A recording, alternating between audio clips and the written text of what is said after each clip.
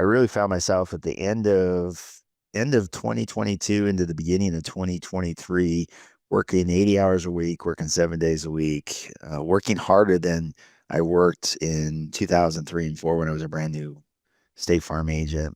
And I came to the conclusion that I'm trying to solve the same equation for the last 20 years, and I must be really bad at it because I can't get the answer figured out. So I was at a point, I think, where it really hit me is I I wrote a big commercial account in March of 2023, and I had decided to take my son and one of his friends up to watch Nebraska play baseball in Minnesota. And it was March 15th or something like that. I went to turn my out of office on, and this is like 10 o'clock at night because I was finishing up this portfolio because it was, there was only a couple of team members I needed. And my out of office was October 11th of 2022. And that was the last time I'd been out of the office, missed any time there. And it was watching my daughter play in state tournament golf. And so I'm like, that's like 5 or 6 months. And that included probably Saturdays and Sundays of being in there. And I'm like, it's just not how you can do things.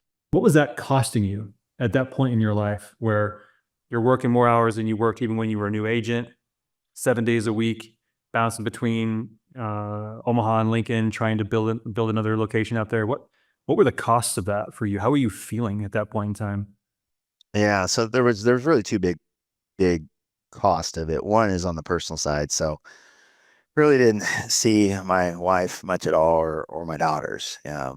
Brody, my son, I've coached his baseball team. So there was that kind of time where we were together quite a bit, just demands of that. And so, those personal relationships suffer, right? And in your head, you justify it with, look at all that I'm providing and look at this and look at that from a financial standpoint. And it's, you forget that there needs to be the emotional part of that.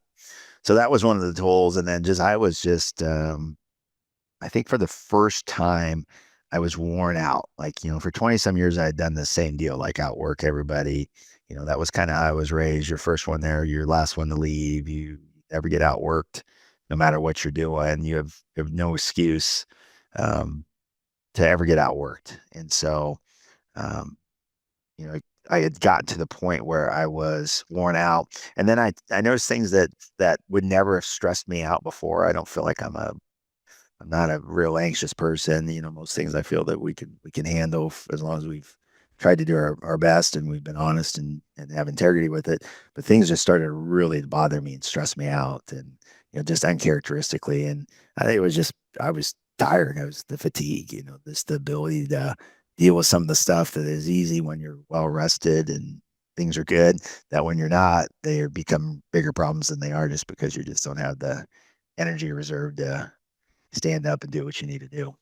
There's a point in time in someone's career, period of time, where outworking everybody else, hustle, grind, grit, 80 hours a week, whatever it takes mentality. There's a season of time for that when you're starting your own business and getting things up and moving.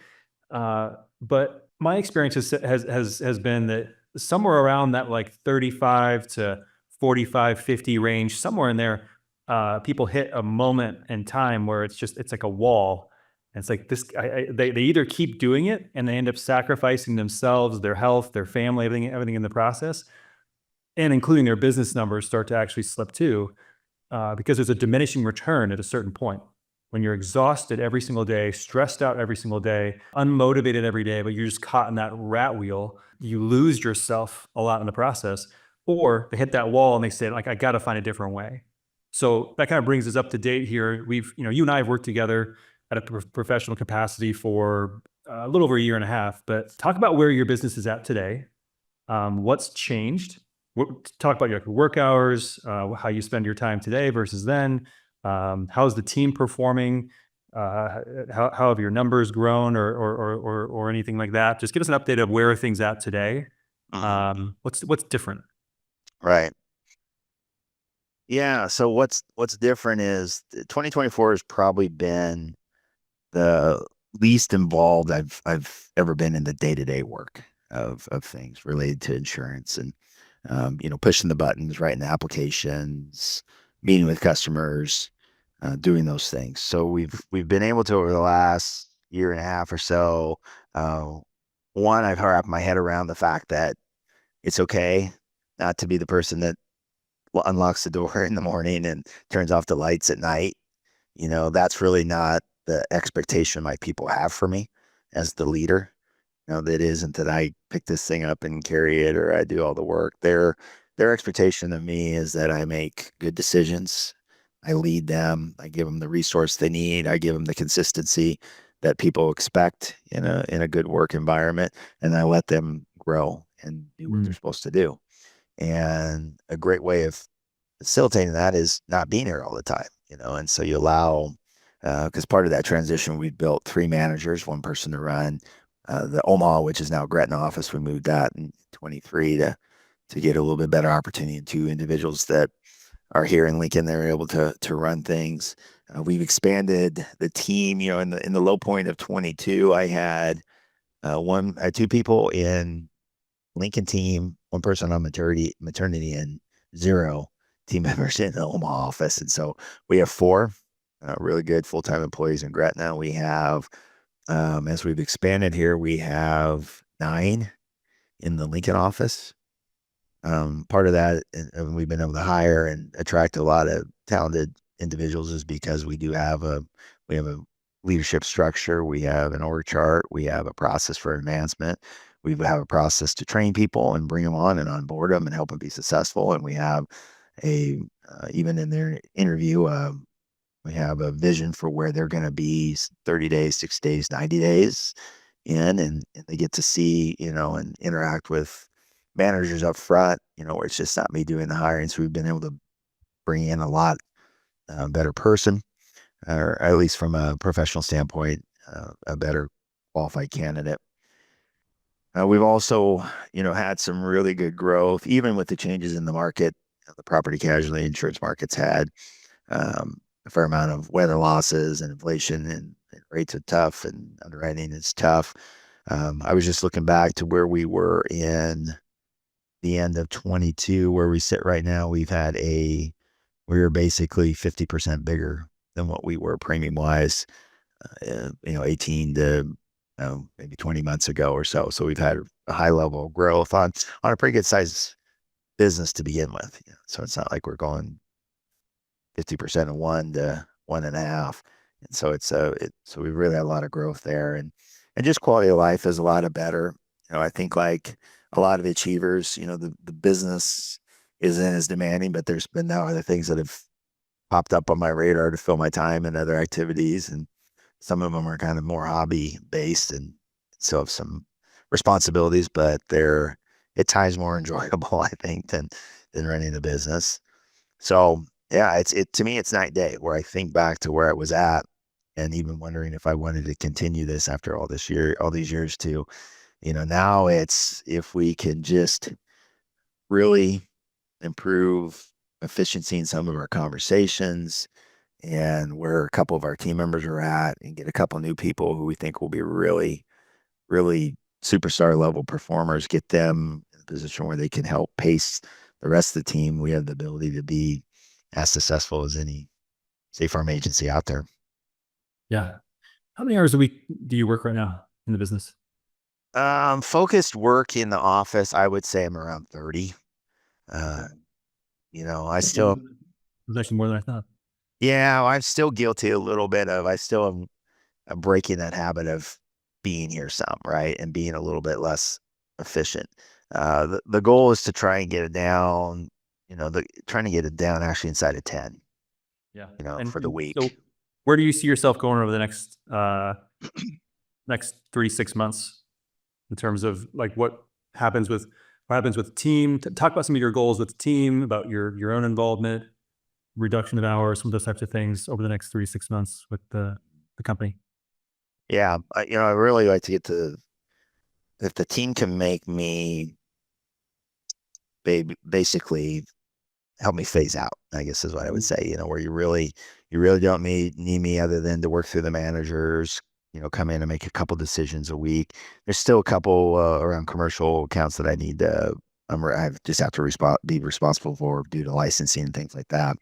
Um, and some of the securities piece, but just have a little specialized role in the sales, come in and make a couple good decisions, you know, help with some of the energy and the vision of the team, and then sit back and let them be professionals and be successful and let them grow. And so the probably the key on that, or not probably, but the key is to continue to reduce those hours, right? The Mhm. more I'm here, I'm still a little bit of a crutch, I think, for everyone from the standpoint of, well, Andy's here, we'll just ask him, we'll let him make the decision versus, hey, we're capable, we know what to do, and well, this is what we need to do, and we'll fill Andy in later when we need to, and bring him up to speed when it's taken care of or done, or we're successful, or we achieve what we were going to do. If I told you 2 years ago, hey, Andy, you're going to be, we're going to cut your hours by 60% and we're going to increase your revenue by 50%. And you're going to have a team of people that you trust, that and systems in place that are attracting high level of talent. And you're on pace to, within the next 8 months, to be working 10 or less hours a week. What would you have told me? I would say nearly impossible. I would say I would say that one I would have said I don't know if you'll ever get me convinced I want to do that or could do that or that's the right way. The achiever's guilt of I'm not there and others are having to work and how do I reconcile that? But yeah, I would have if you would have said that's what we can do and would you take it? There aren't very many other things I would have added to that list to achieve. So it's been, I think with anything, it doesn't feel in the moment, it doesn't feel like you're making that kind of progress always, Yep. and so you've been good to help remind me of what is better and what we're doing because I'm always kind of the person that's more to let's look to what's next versus what we've actually done. But yeah, it's really exciting to see how far it's come because usually what happens, at least in this role, in the insurance agent role, is the agent pulls away, production always goes down. Mhm. And things just kind of at best sit still. And the fact that we've been able to grow and production's solid and it's a good mix of business is unusual. It almost always is so dependent on the agent's active role. What would you say are one or two other, maybe two or three other, like either insights or lessons that you've learned, most important lessons or insights you've learned from our time together that has helped you make some of those moves where now you have a business that you're involved significantly less, but the business is growing even faster than it was when you were involved at even a higher level? Hmm. Yeah, I think one of the biggest things I've learned, and I spent 12 years consulting agents, and so I've know myself as a business consultant. Yeah, I've got the answers. And I think it's that old saying, it's not what you don't know that kills you. It's what you know that you think is true that is wrong that kills you. And so a lot of where I was hung up is, things I was telling myself that I was certain was the truth of how it had to be, like you got to be there all the time. They just weren't true. And I'm like, well, my team thinks they need that. That wasn't true. And I actually from our conversation, I actually talked to him about expectations and where I should be and what should I do. It was pretty unanimously like you don't have to be the person doing those things. That's not your role. If anything, you're the bottleneck on certain things because it has to roll for you. And you're busy and you're running around, especially in that Gretna office where I'm just up there a little bit and they're having to wait around for me and they just need to be able to do it. And so that's stood out. Um, and also just, I mean, the rigor around thinking about the business, right? When you have to have a conversation every 2 weeks about the business, it helps you think about the business. And I wasn't, back into 2022, I was giving zero thought to the business. I was just trying to survive and ride the waves of what was coming at us and not doing any of this, like really, what do we need to achieve and where do we want to be? And even thinking about what is the impact on these things that I've, around personal life and thinking about, oh, I'm providing, but am I really providing and my family never sees me? Right. Those type Providing, of but not things. present, right? Yeah. Right, exactly. And what would they trade? Right. And just that. having that discipline around, okay, we got to think about this thing a little bit. And that is such jet fuel to the whole thing. Even if it's 30 minutes here, an hour there, just like, what are we doing? And why are we doing this? And is it aligning where I want to go? And do I even know where I want to go? I mean, it's just little doses of that is such power for any small business.